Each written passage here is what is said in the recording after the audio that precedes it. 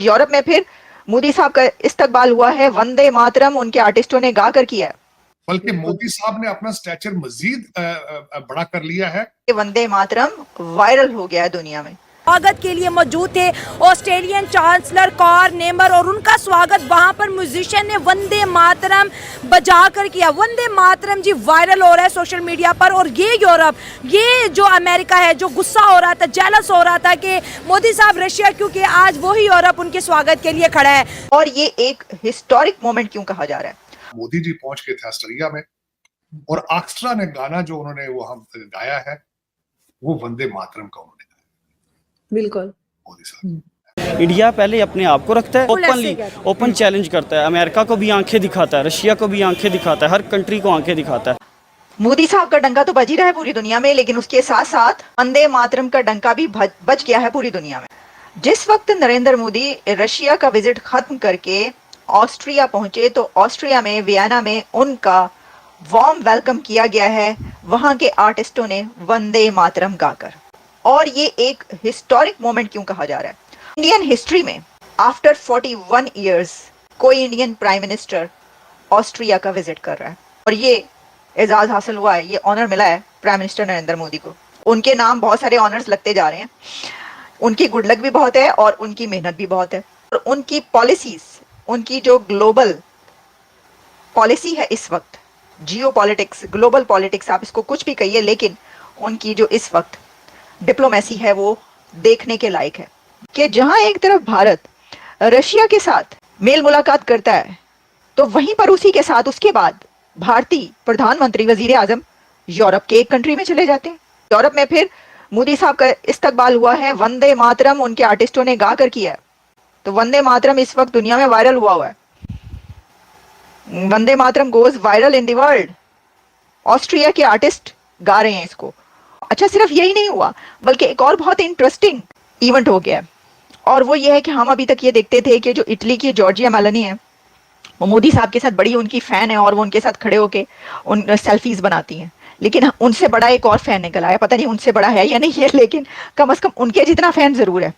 और वो ये हुआ है कि जनाब जो चांसलर हैं, ऑस्ट्रिया के चांसलर जो हैं, वो मोदी साहब के बड़े फैन निकले और उन्होंने उनके पहुंचते ही जब उनको वेलकम किया तो साथ ही उन्होंने कहा कि सर पहले एक सेल्फी हो जाइए, पहले एक सेल्फी ले लीजिए तो फिर बाद में सारी बातें होंगी। सर स्वागत के लिए मौजूद थे ऑस्ट्रेलियन चांसलर कार नेमर और उनका स्वागत वहां पर म्यूजिशियन ने वंदे मातरम बजा कर किया। वंदे मातरम जी वायरल हो रहा है सोशल मीडिया पर। और ये यूरोप, ये जो अमेरिका है, जो गुस्सा हो रहा था, जेलस हो रहा था कि मोदी साहब रशिया, क्योंकि आज वही यूरोप उनके स्वागत के लिए खड़ा है। लेकिन ऑस्ट्रिया में पहुंचते उन्होंने वंदे मातरम जो उनका नेशनल सॉन्ग है वो उनके लिए बजाया, बड़ी मोदी साहब को रिस्पेक्ट दी। तो इंडिया और वेस्ट के इंटरेस्ट आपस में जुड़ रहे हैं, यूरोप के इंटरेस्ट आपस में जुड़े हैं, एक बहुत बड़ी सॉफ्ट पावर सामने दिखती हुई नज़र आ रही है। इसकी सबसे बड़ी मेजर रीज़न ये है कि आप देखेंगे अगर हम कहें कि जो लो लेबर चार्ज करती है उसके अंदर 3 से 4 कंट्रीज़ आते हैं, जिस तरह चाइना, बांग्लादेश, इंडिया, पाकिस्तान। ठीक है। और उसके बाद स्किल्ड लेबर की बात आ जाए तो फिर इंडिया का पहला नंबर आता है। ठीक हो गया, ये 2 चीज़ें हो गई। तो जब भी इन्वेस्टर्स जो होते हैं ना, लाइक यूरोपियन इन्वेस्टर्स या US इन्वेस्टर्स, वो देखते हैं कि हम जहाँ पे अपना प्रोडक्शन प्लांट लगाएंगे वहाँ से हमें स्किल्ड लेबर एंड सस्ती लेबर कहाँ से मिलेगी। आज जो मैं अगली बात आपको बताना चाह रहा था, सुबह उठा हूं तो मोदी जी पहुंच के थे ऑस्ट्रेलिया में और ऑर्केस्ट्रा ने गाना जो उन्होंने वो हम गाया है वो वंदे मातरम का उन्होंने गाया। बिल्कुल मोदी साहब और 41 इयर्स के बाद कोई Indian prime minister has touched Australia. आखिरी जो गई थी इंदिरा गांधी गई। जबरदस्त, मैं बहुत देखा मैंने। और लेकिन मोदी साहब जहां भी जा रहे हैं भारत को प्रमोट कर रहे हैं, डायस्पोरा से मिल रहे हैं और रशिया में भी गए हैं तो वहां कुछ जो भारतीय बच्चे जिनको धोखे से लोग कुछ ले गए थे, फौज में भर्ती करा दिया था, वो मेरे ख्याल 40-45 के करीब है, उनको भी वापस लेके आ रहे हैं।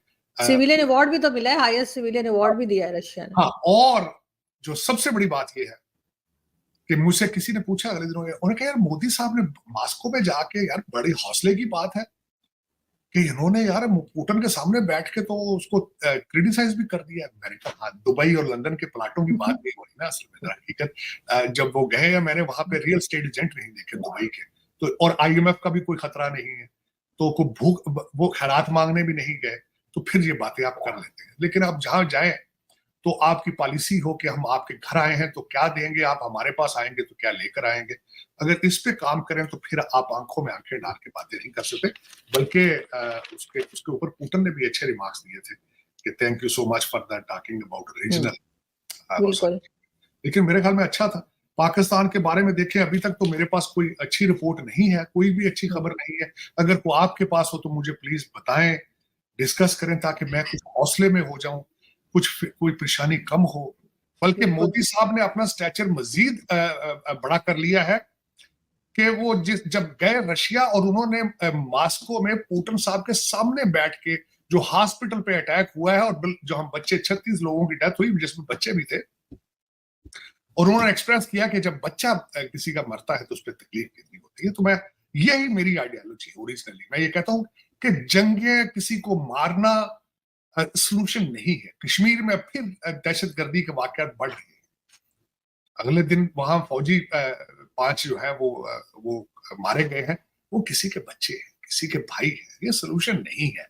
Indian prime minister Narendra Modi ने रशिया का दौरा किया और इस दौरान उन्होंने व्लादिमीर पुतिन के सामने बैठकर ये बोला कि जो ये युद्ध चल रहा है वो ठीक नहीं है और जिस प्रकार के हमले हो रहे हैं यूक्रेन के अंदर वो भी ठीक नहीं है। और इससे पूरी दुनिया भर में न्यूज़ बनी, क्योंकि कोई भी वेस्टर्न या यूरोपियन लीडर ये बात पुतिन के सामने बैठकर नहीं कर सकता था और ये सिर्फ और सिर्फ प्राइम मिनिस्टर मोदी ही कर सकते थे। और उनका ऐसे करने के बाद पूरे दुनिया भर में इसकी न्यूज़ बनी और जियोपॉलिटिकल एनालिस्ट का ऐसा मानना है कि ये बहुत ही क्रूशल मोमेंट था यूक्रेन वॉर के बीच में। इसके बाद प्राइम मिनिस्टर ऑस्ट्रिया गए और ऑस्ट्रिया का ये 41 ईयर्स के बाद का दौरा है। इससे पहले इंदिरा गांधी गई थी और 41 साल के लंबे अंतराल के बाद कोई पीएम ऑस्ट्रिया के दौरे पर गया, जो कि एक यूरोपियन कंट्री है। और इससे ये पता चलता है कि भारत की फॉरेन पॉलिसी कितनी ज़्यादा वाइब्रेंट है,